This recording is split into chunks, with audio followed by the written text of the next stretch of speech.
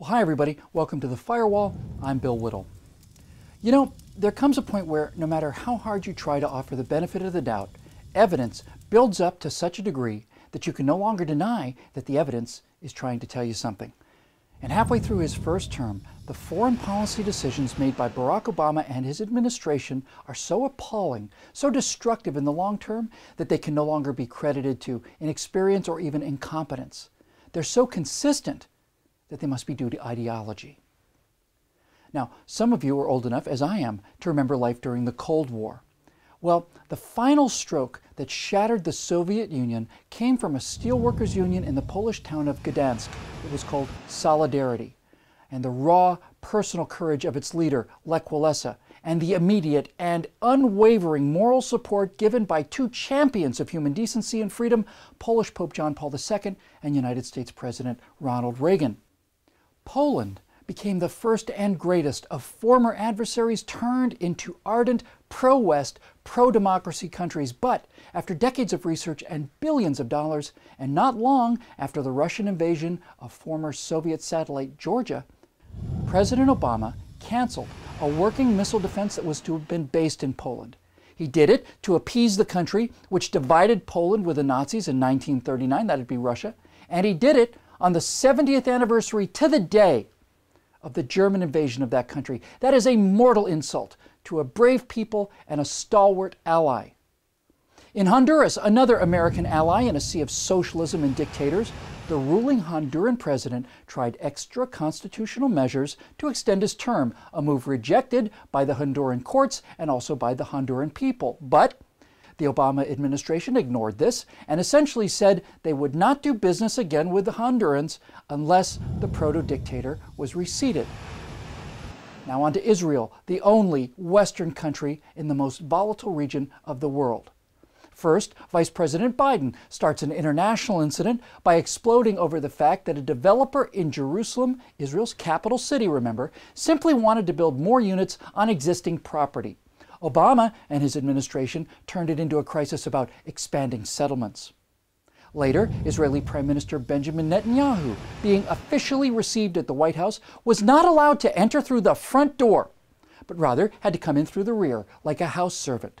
The President of the United States dictated his conditions to one of our closest allies, and when the Israeli Prime Minister began to discuss these ultimatums, President Obama told him to work it out with his low-level advisors, as he was off to have dinner with Mrs. Obama. Now, that is astonishing in the degree of studied, intentional diplomatic insult and humiliation. That's not an accident or inexperience or even incompetence. You know, wars have been fought over less than that. And on now, of course, to Britain. We talk about a special relationship between Britain and America. Well, that's because there is a special relationship between Britain and America.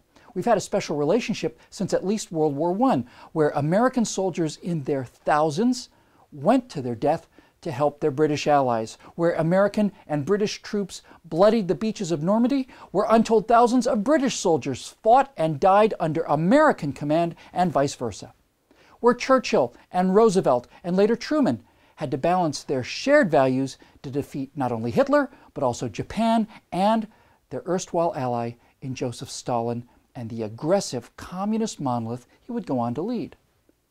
You know, the British gift to the first African-American president was a magnificent penholder made from the timbers of HMS Gannett, a Victorian-era anti-slavery ship. In exchange for this exquisitely sensitive and thoughtful token, President Obama gave the British Prime Minister a 25-disc DVD collection of Hollywood movies, which is unwatchable in the UK anyway due to format differences. Queen Victoria gave to all American presidents a magnificent desk made from the timbers of HMS Resolute.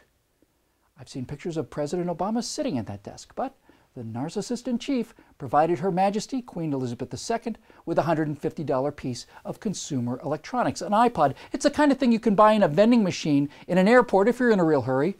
But this one, of course, was made immortal and priceless by the inclusion of various speeches given by Barack Obama for the Queen to reflect upon and draw wisdom from.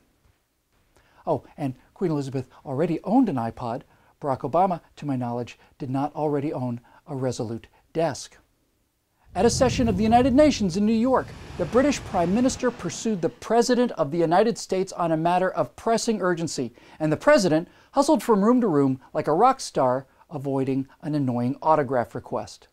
A spokesman for Obama's State Department told a collection of British diplomats, quote, "There's nothing special about Britain. You're just the same as the other 190 countries in the world. You shouldn't expect special treatment." Well, we didn't get the example of the Magna Carta from Ecuador. We didn't learn respect for the rule of law from Uzbekistan. We didn't get the idea of the presumption of innocence from Thailand or any of the other bedrock institutions and values that built America.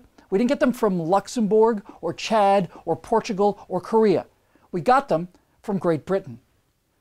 None of this compares to the recent announcement from the Obama administration that, in stark contrast to the help given Margaret Thatcher by Ronald Reagan in Britain's 1982 defense of the Falkland Islands, this time America would remain neutral should Argentina try to give the invasion another go, which makes it just a little more likely, doesn't it?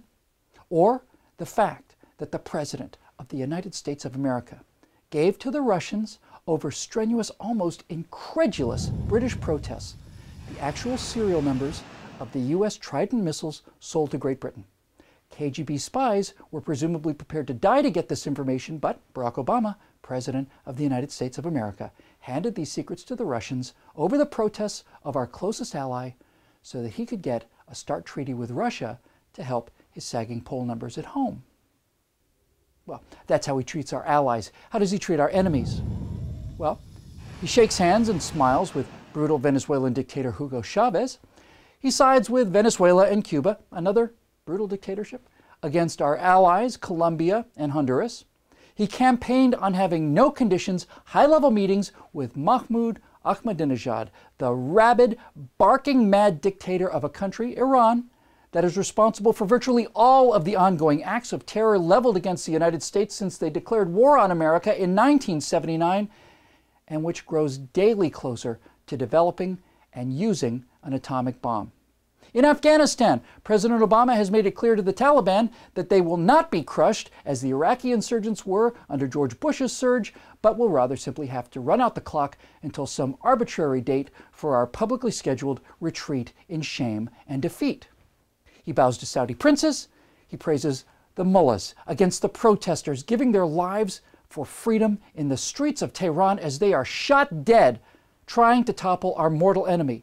And instead of using the influence of his office to pressure Egyptian President Mubarak on freedom from day one, he instead mangles the situation in such a way that no ally we have in the world has the slightest confidence in us whatsoever. And finally, the boy who was raised in Indonesia can return as a man and as president to the land of his childhood, where Israelis are not allowed to set foot in country, where, in some provinces anyway, Sharia courts allow stoning to death for adultery, where 100 lashes with a whip is meted out for the crime of homosexuality, where female circumcision is practiced openly, where so-called honor mutilations go unpunished if not celebrated, and where political and religious repression exist that would boggle the American mind and say, with his megawatt smile, that Indonesia and America are bound together by, quote, shared values. America does not share Indonesia's values, Mr. President. America's and Britain's and Canada's and Australia's and Israel's core values are usually antithetical to what Indonesia practices with impunity every single day.